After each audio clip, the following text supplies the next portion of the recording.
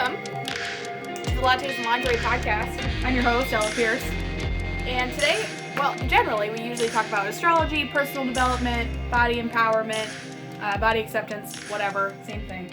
And today we're going to talk about astrology. It's not going to be a particularly deep dive. It would take at least hours and days. Have you guys ever listened to the astrology podcast? Every episode is over an hour. Some of them are 3 hours long.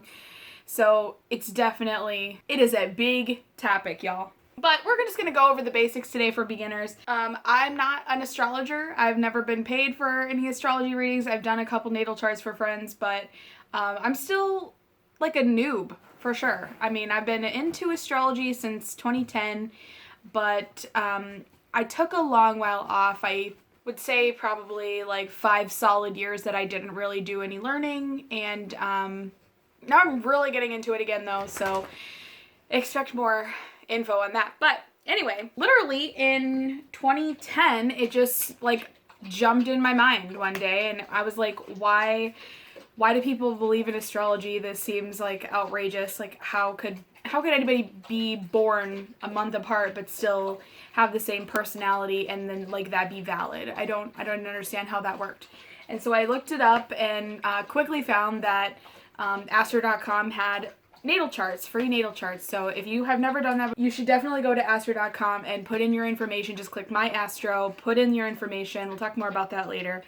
And get your own natal chart. But I put my own natal chart in. I put my own time of birth in and realized that there was a lot more to astrology than just what day you were born, down to the minute could matter. And especially if you are in the northern or southern latitudes, it can matter as well where you live. So if you were born in Germany, don't put where you live now, put Germany, right? So, hello, Hades. I'm not exaggerating when I say that astrology really did change my life. And I'll talk a little bit more at the end why that's true.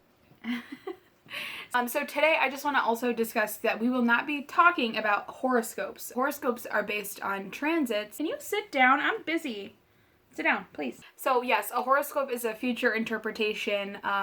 It's not anything to do with your personality. Just for simplicity though, it is close enough, more or less, for a beginner especially, to consider natal astrology to be psychological or personality astrology.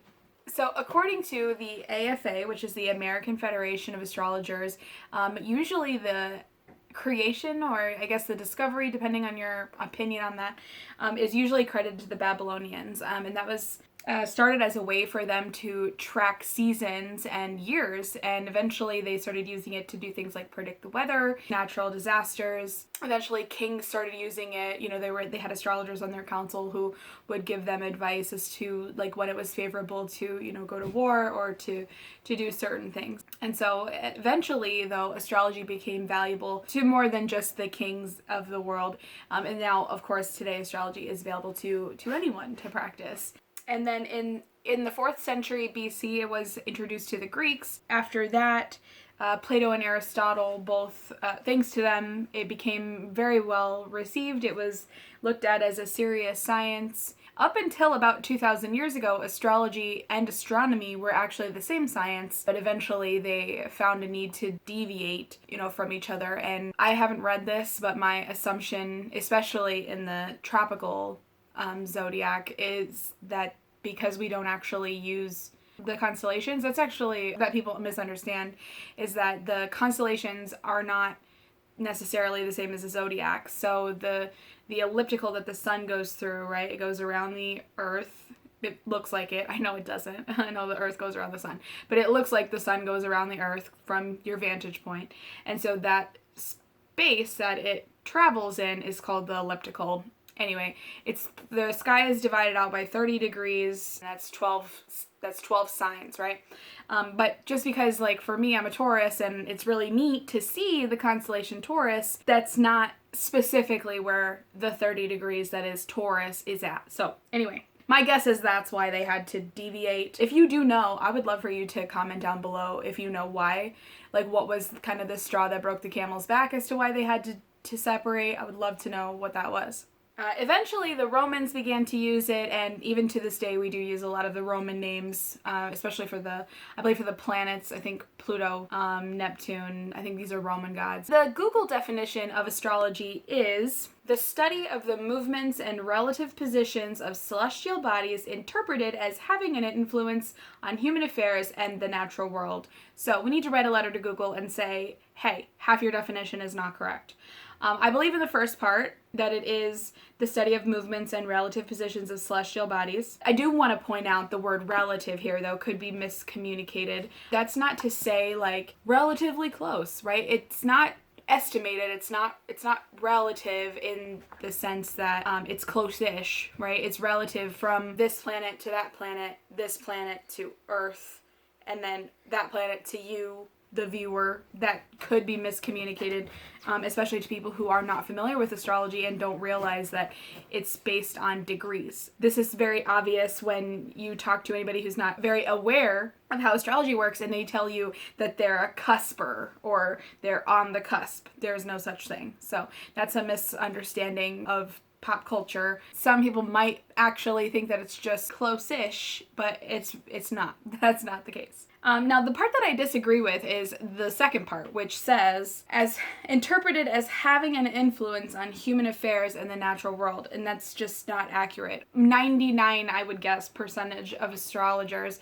do not believe that the planets actually have an effect on the human. They say, the moon affects the tides. Why wouldn't planets affect humans? They are a high percentage of water. I can't say that's wrong. I just don't think that's true. Maren Altman has a really great analogy. She always says, the clock doesn't make it 3 o'clock. The clock just tells you, hey, it's 3 o'clock. So if you have anything to do at 3 o'clock, now's the time for you to do it. That's really what astrology is. Now, the key word here really is interpret, which would lead you to believe that it's not that this is written in stone and has to happen, right? Like, this energy is present and do with it what you will. You can use it in a good way or you can use it in a way that's not that valuable. Just for your entertainment, I will read off some of the branches of astrology. I've actually been interested in astrology for 10 years, but didn't actually realize that there were this many different kinds. I'm not even going to read them all, but I'm just going to kind of bring some to your attention so that you're aware that they exist. I do not know that much about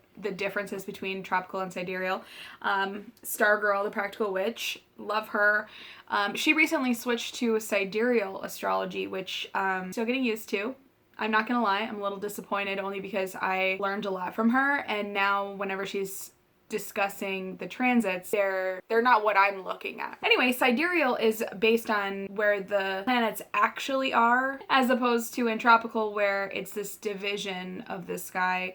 Stargirl did say that it was something to do with over time we get farther and farther away from the time where they did match up. So that's the difference that I know of between sidereal and tropical. It's not the scope of this video, so we're just gonna move on from here. But here are some other types. There's natal astrology, which I've already discussed. Predictive astrology, which horoscopes. Relationship astrology, if you are interested in Googling that, that's called synastry, or a synastry chart is what that's called. Electional astrology is trying to find the best time to do things. Sometimes people will do this for their wedding. If you have a man or a woman who's very interested in astrology, they may plan their engagement on this, right? So you may want to plan for your engagement to have a quick moving energy, but have your marriage have a fixed long-lasting energy, right? So that's a really interesting difference between the two. There's also horary astrology, which is this astrology associated with asking and answering a question. Mundane astrology, which I'm finding myself more and more interested in as the world goes through some of these like very shocking changes as Uranus transits through Taurus, which is the Earth. And then mundane astrology is countries and governments. I don't know if I actually finished that thought. And then another interesting thing, this isn't exactly a branch or a type of astrology, but it's called rectification, and that is actually a tool that astrologers can use to try and validate a birth chart, or especially in the case that maybe you don't know or there's no way for you to figure out what your birth time is, they can do a rectification to try and figure out what the birth time is. So that's really, really awesome tool available for people, especially like my mom is adopted, and so someday I would love to get a rectification done for her. maybe in the future we'll talk a little bit more about my mom and kind of how we figured out what her chart looks like. There are even more. Some of them are just like smaller versions of these. Like, for example, there's psychological, which is definitely a part of natal astrology. And there's financial, which would be sort of a part of electional astrology, right? Like trying to decide the best time to start a business or the best time to sell your stocks or, whatever the case. One of the main questions that people who are new to astrology ask is astrology a science? And usually in order to be a science, it has to be reputable? Nope. Repetitive. Able to be repeated? Is that what repetitive means? I mean, I know what repetitive means, but is that a proper usage of that word? It may not fall into that category. So, however, the AFA does ask a good question. If it didn't work, then would it still be around? I mean, would it have spread from Babylonia all the way to South America? I mean, the Incans also used astrology. So how can we say that it doesn't work? If it didn't work, it would just be a footnote, in the history books, but it actually is growing in popularity now. Maren Altman also had I'm going to talk about her probably a lot. Her and Stargirl, those are my two favorite. Oh, and Lada Denchiva, they're my favorite astrologers on YouTube. But Maren also did mention at one point, I think it was in her video about free will versus destiny. I think she talked about someday when we have all the information at our fingertips, then maybe we'll see how it's a science, right? If we had all of the asteroids available and could understand all of the different relationships and understand the exact purposes of all these charts, maybe then we'd be able to say that it is a science. But at this point, we haven't even talked about things like annual progressions, solar returns, lunar returns. There's so many different kinds, draconian charts. I mean, there's just a maddeningly huge amount of different types of astrology that it seems like maybe that's a bit of a distance away, but it could happen in the future. If the planets don't affect us, then what is astrology and how does it work? My assumption with this is basically that that's a pretty human-centric opinion, and I know that we're all more or less, I mean, who knows, you might not be human who's watching me. Your dog's probably listening, just like my dog is listening to me talk and probably rolling his eyes. Humans were the only things that mattered, then humans might be the only things that exist, right? Like, as far as living beings. Why are there other animals? Why are there other planets? Why are there stars that are just like our suns? Why are there, galaxies outside of our own? It doesn't really make any sense that the laws of the universe would have only humans at the forefront, right? So it's sort of a very human-centric opinion that astrology affects humans. I think more so it's likely that the universe and time itself, time and energy, is just cyclical in nature. And there's some really interesting studies into this with repeating time cycles. And so there's some good reasons to believe this. The moon, every month the moon goes through all the signs. The sun goes through all the signs in every year. Some of them are longer. Uranus takes 84 years to go around. Pluto takes almost 250 years to go through all of the zodiac signs. Even the Earth itself, through the precession of the equinoxes and the wobble, goes through its own, trip through the zodiac. And that takes 25,000 years to go through the whole zodiac, and it takes 2,100 years to go through a single sign. These are called ages, and that's what people mean, whether they know it or not. That's what people mean when they talk about the age of Aquarius. And so the age of Aquarius being upon us, whether or not we've entered or not, it doesn't really matter. We're living in that time period before it's fully integrated. And so it's amazing that we're living in the time period where it's switching from the age of Pisces into the age of Aquarius. I mean, we're definitely going to talk about ages another time, but if all of the planets are just as important as Earth is in the universe, then it would make sense that, we are all experiencing these energies in maybe not in similar ways because we all are different, but I'm saying we, like, us humans are all different, so we could understand how Earth is different from other planets. There's no reason to think that Neptune isn't just as important as the Earth, right?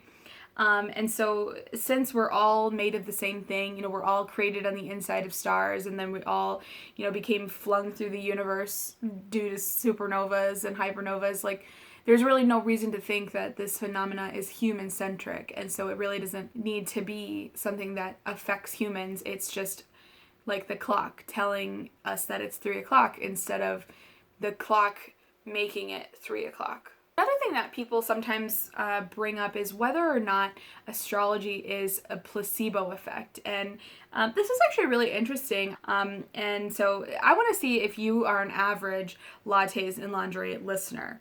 You have a great need for other people to like and admire you. You have a tendency to be critical of yourself. You have a great deal of unused potential, which you have not used to your advantage. While you have some personality weaknesses, you're generally able to compensate for them. Disciplined and self-controlled outside, you tend to be worrisome and insecure inside.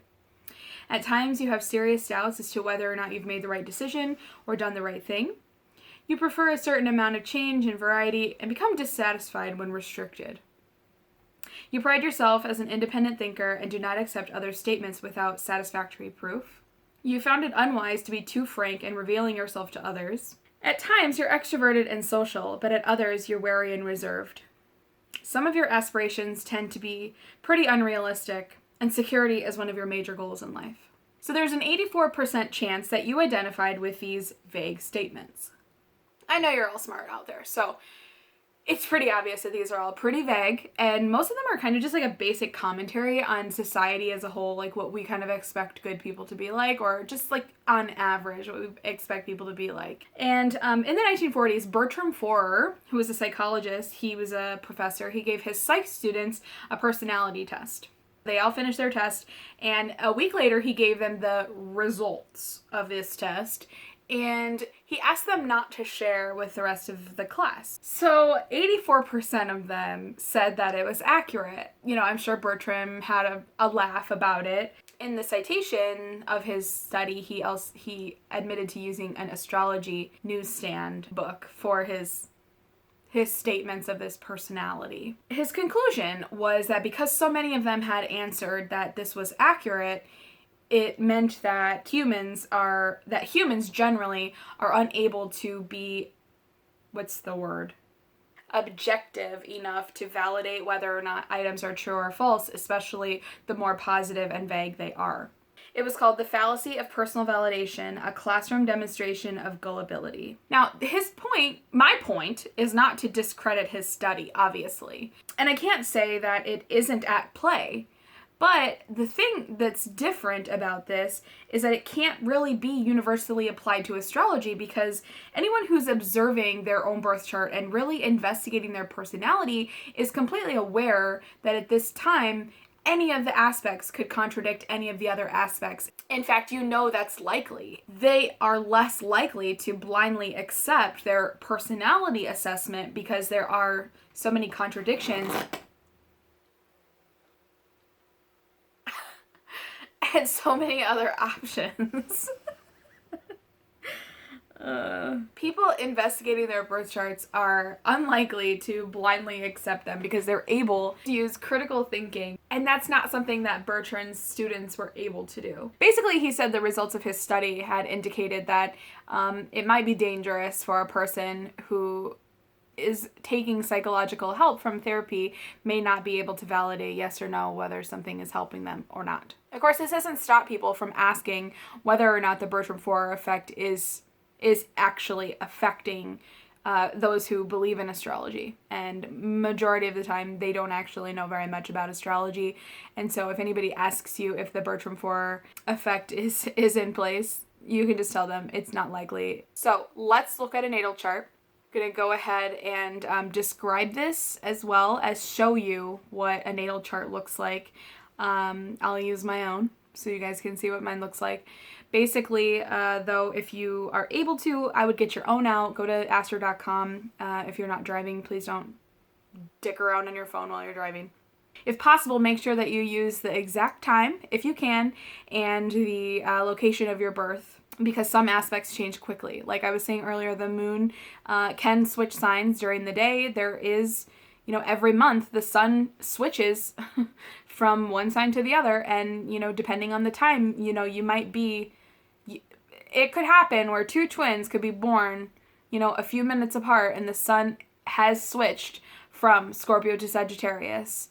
One of my good friends had a son who she thought was a Pisces, and boy, he is an Aries.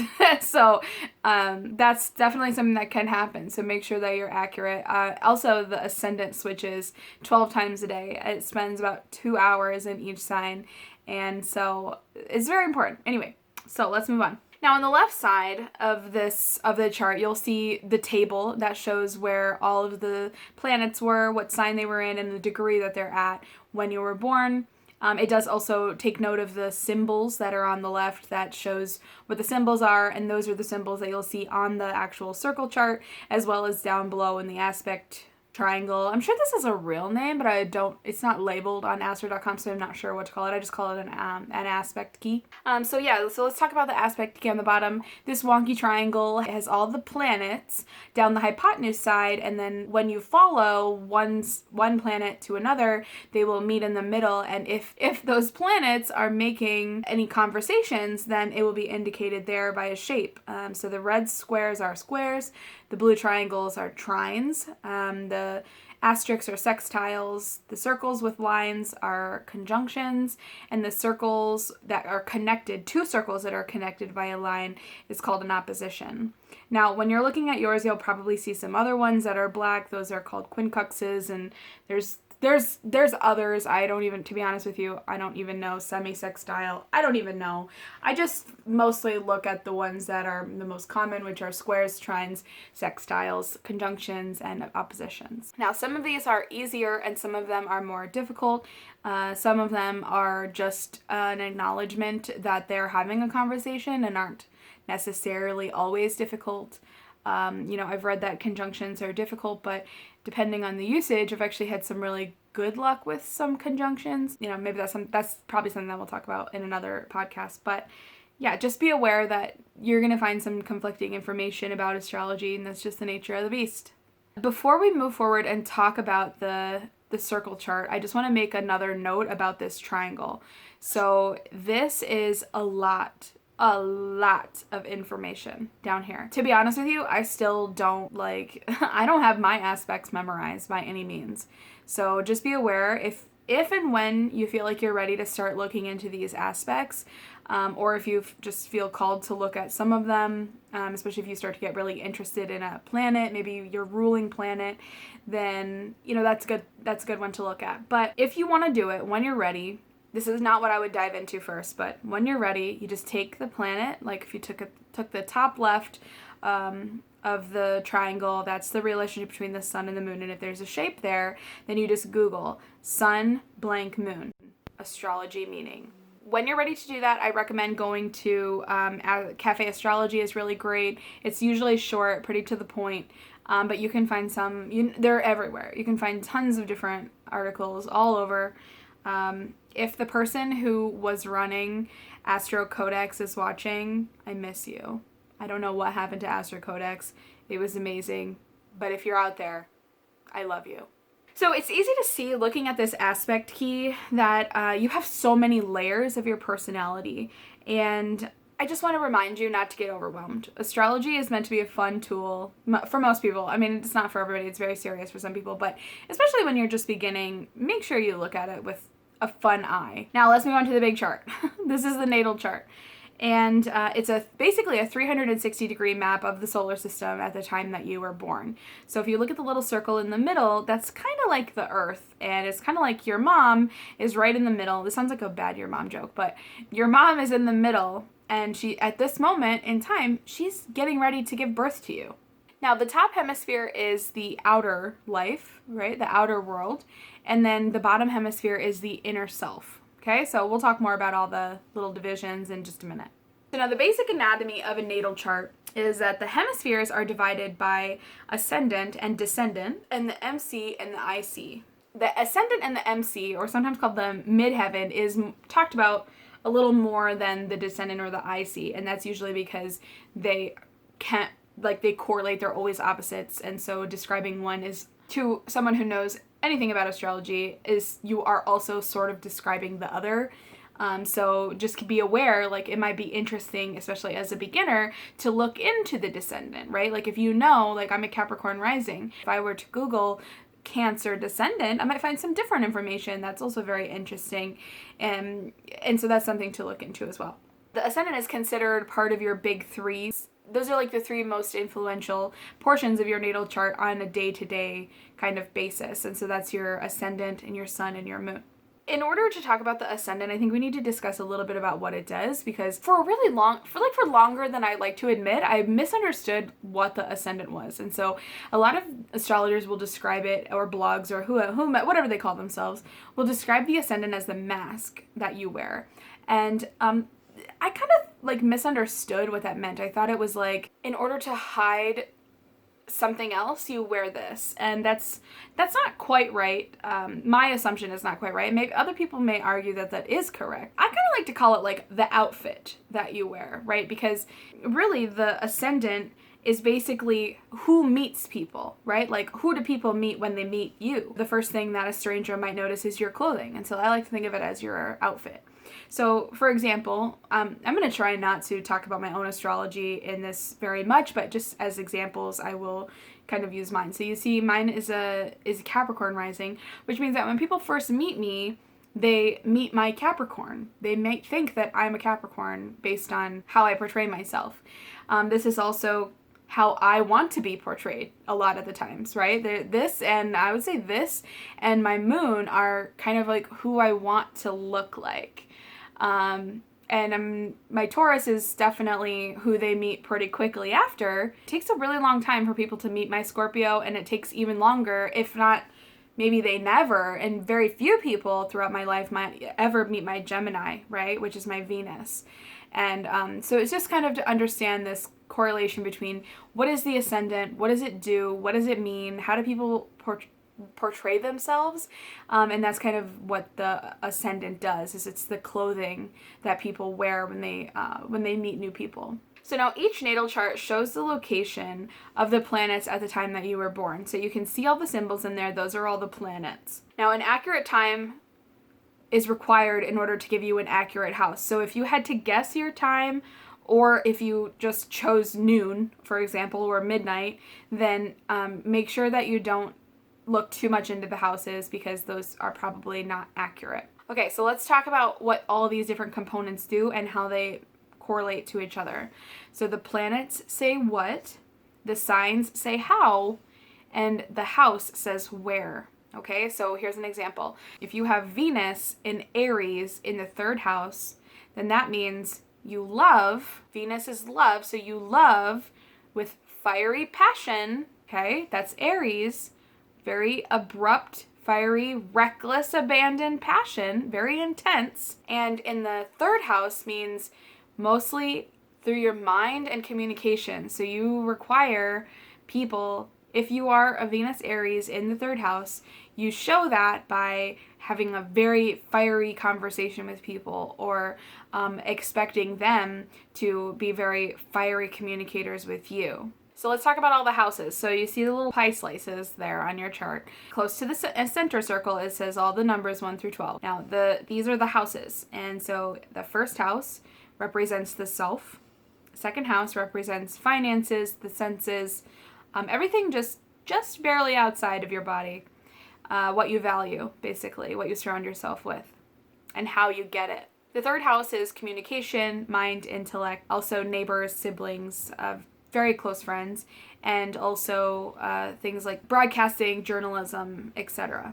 The fourth house is about the mother, the family, your origin, kind of where you come from, and hometown, etc. The fifth house is about fun, romance, hobbies, creation. Even this is creative energy, and so this is even children, right? Because you would create your children. So that's very interesting, and this is where fun romances are, like affairs would be here. This isn't necessarily where you would find your husband or your wife or your business partners or things like that. Important one-on-one relationships. That's not exactly what the fifth house is about. The sixth house is about health, routine, The workplace, this is your day in and day out. I don't want to call it drudgery, but this isn't the most exciting house usually, but it's very necessary for living as a human in our society. The 7th house is about relationships and one-on-one partnerships. It also sort of revolves around like legal stuff. It's ruled by Libra, who's the justice of the zodiac, but the 8th house has to do with, it's a little more mysterious. It's mysteries, taboo subjects, the occult, astrology, witchcraft all live here. Other people's resources are here. Sex, death, and rebirth. Very interesting house. Would love to have a podcast about the 8th house sometime. 9th house is about philosophy, religion, foreign travel. This is very much the big concepts. It's about college level education. See, the 10th house is about career, legacy, life path, reputation, things like that. 11th house is about your audience, your community, congregations, friendships, especially acquaintances, definitely, things like that. And then the 12th house is about secrets, the hidden, dreams. Sometimes people, astrologers will say it gives you an insight of how you died in a past life. It's like your past life. Maren Altman really blew my mind when she said that this was a dangerous place where you basically you weren't here, really. Your mother was giving birth to you here. And so that really blew my mind when she said that. And so that was really neat. Yeah, so those are the houses.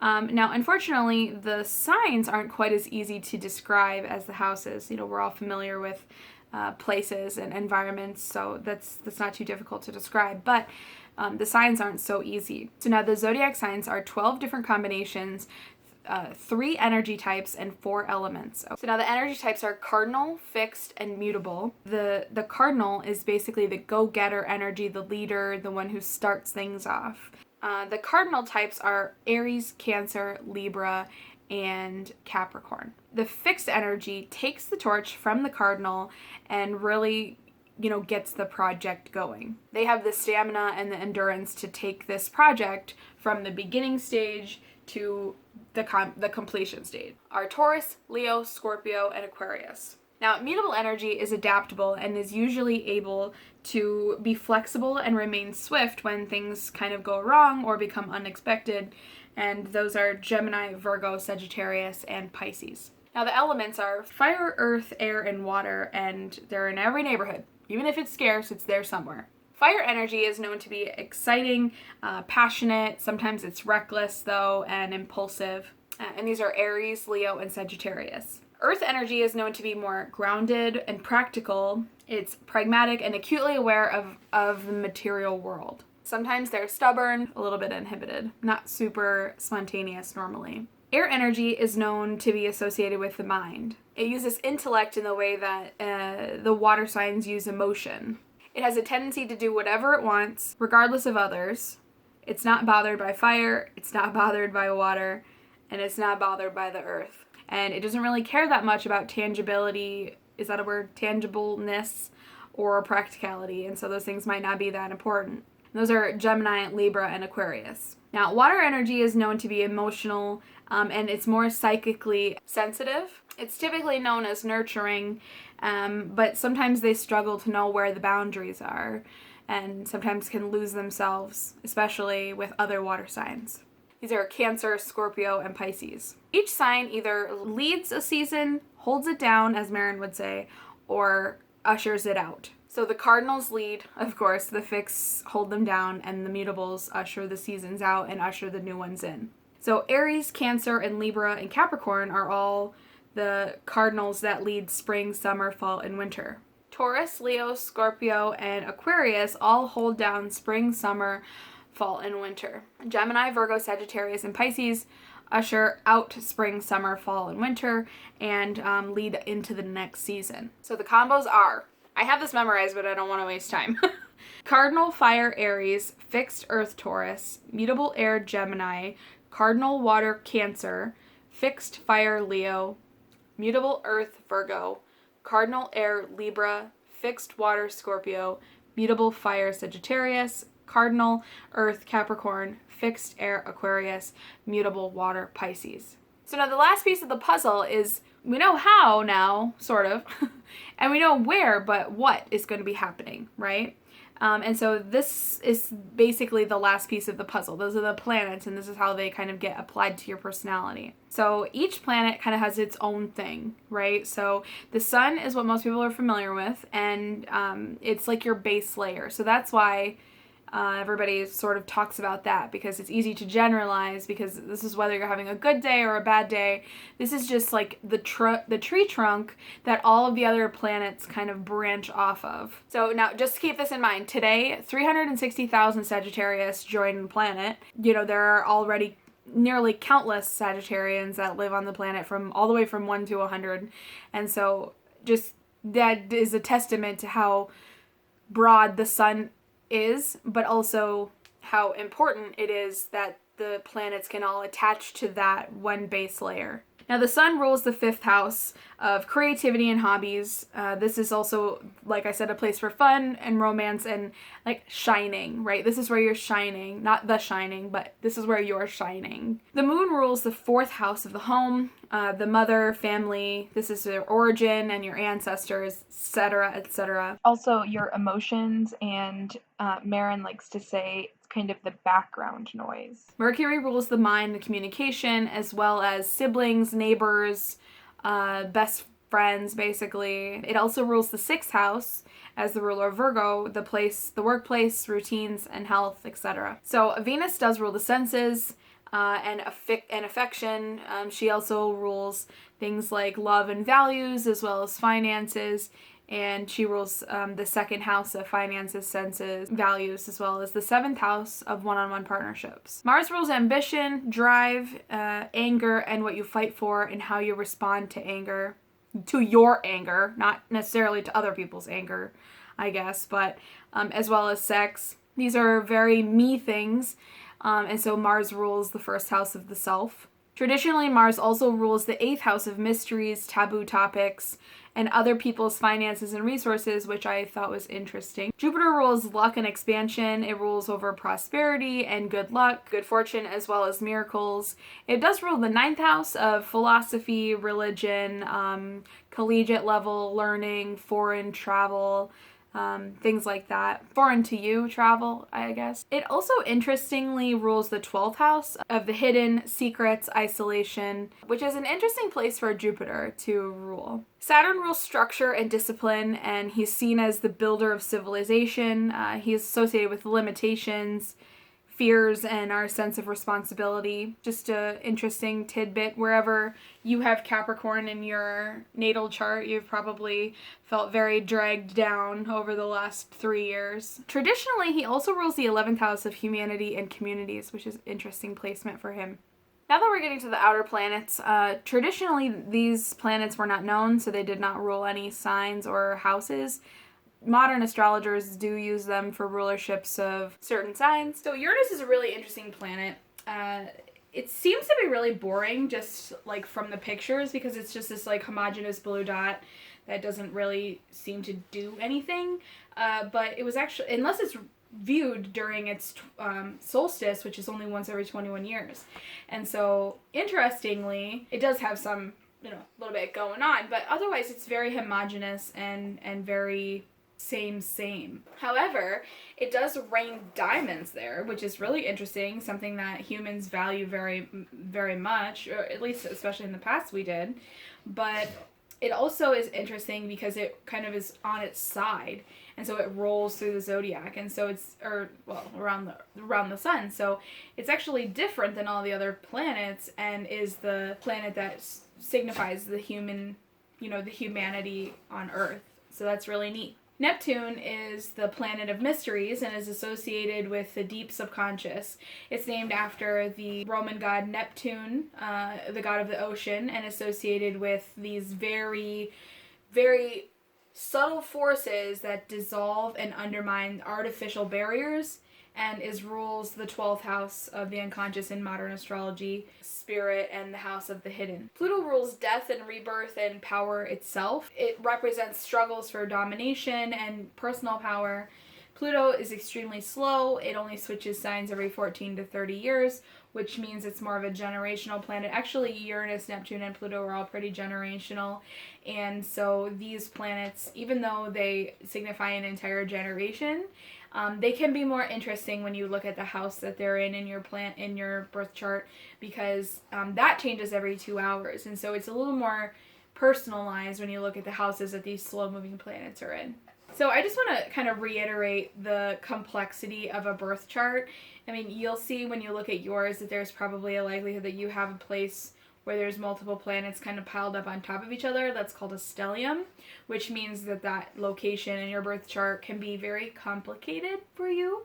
Like, I have a stellium in my first house, which means, you know, it's not a surprise that I had some difficulty with mental health while Saturn was hitting all of these different planets. And boy, I'm still coming up on my Saturn return this year in 2021, so might not be letting up yet, but it makes sense that it was difficult. And so I'm able to look at it and say, oh, okay, I'm not going crazy. It's not for no reason. But also to be aware that I have, basically, since I have 3 planets in Capricorn, one of them is in Aquarius, but they're all in the first house, I have, and when you crisscross them all, I have over 30 aspects to analyze that give me clues to myself, right? My quote-unquote self. And so a lot of people might just look at it and be like, oh, never mind, I don't have the time or the energy to, you know, to put in to learn that much, or, you know, it sounds like I'll have years in by the time I really get any value. I just want to reiterate that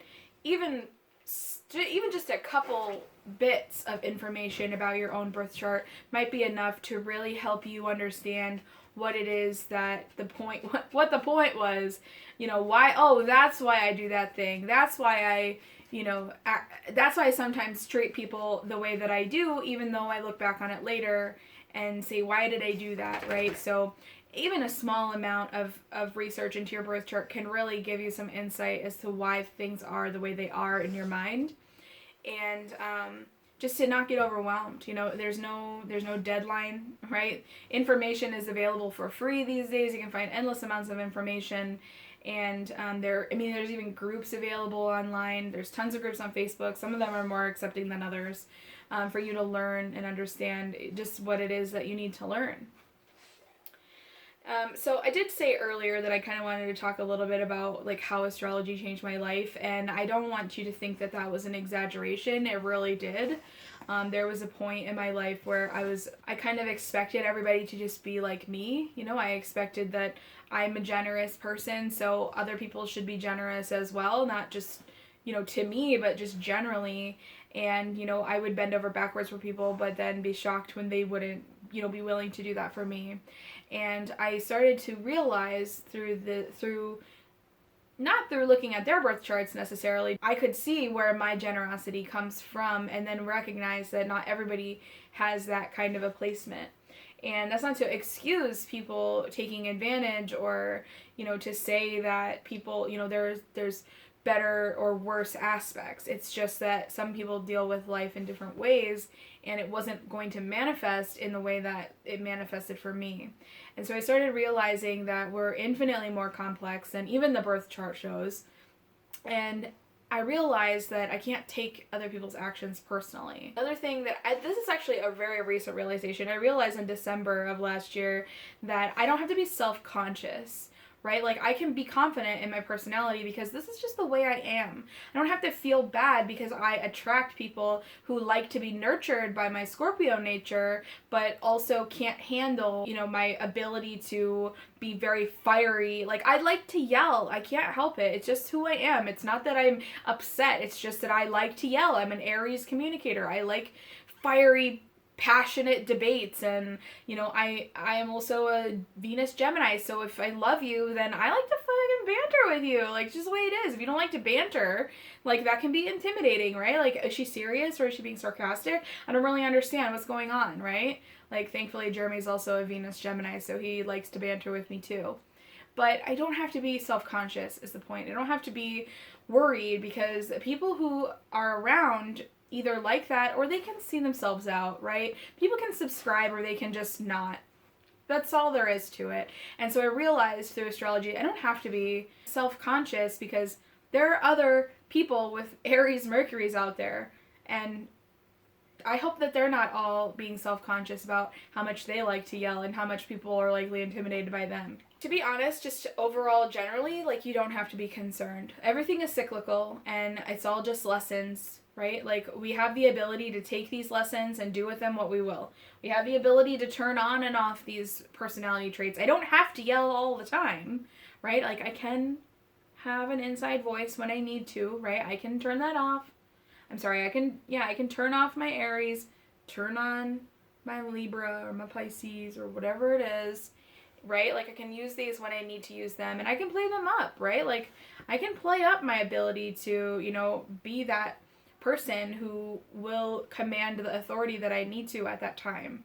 But the biggest way that this has really changed my life is I've learned how to be a better friend. And a lot of that did come from looking at my friends' and family's birth charts, but it really just made me recognize that not everybody's the same. Again, this is the same thing that I realized before. The same way that I learned that people may not be my best friends forever because they're just not compatible on a regular level. The people who are compatible with me are still not exactly like me, and so I recognize that I need to see them for who they are and not who I expect them to be. And finally, I just realized that life is just a big fucking game, man. Like, it's not even something that has to be taken so seriously. Like, I know that this is not the same for everyone. I understand that it's very much a privilege that I'm able to say that, but essentially your birth chart is just your stats of the game of life that you get to play with. And if you use if you use your natal charts to play the game of life and you start to learn what it is that you actually want, then you can slay this game, right? Like, if you figure out how to make yourself happy, my best friend is a Mars Gemini, and when we figured out that she was a Mars Gemini, we were like, oh, this is why you get bored with jobs so quickly. You need a job that changes all the time, right? Like, when you can figure those things out, you can have a life that actually makes sense for you. So in closing, astrology is cool, it's old, it seems complicated at first, gives you the ability to ask yourself, does this resonate? And I think that's really valuable. It has really helped me a lot. My eyes are starting to water. They're getting itchy. I want to thank you all for taking the time to hang out with me, Ella Pierce, of the Lattes and Lingerie Virtual Sleepover Podcast. If you are feeling so inclined, it would be super awesome if you would rate the podcast and like and subscribe, send it to a friend. Until next time, later, Gator.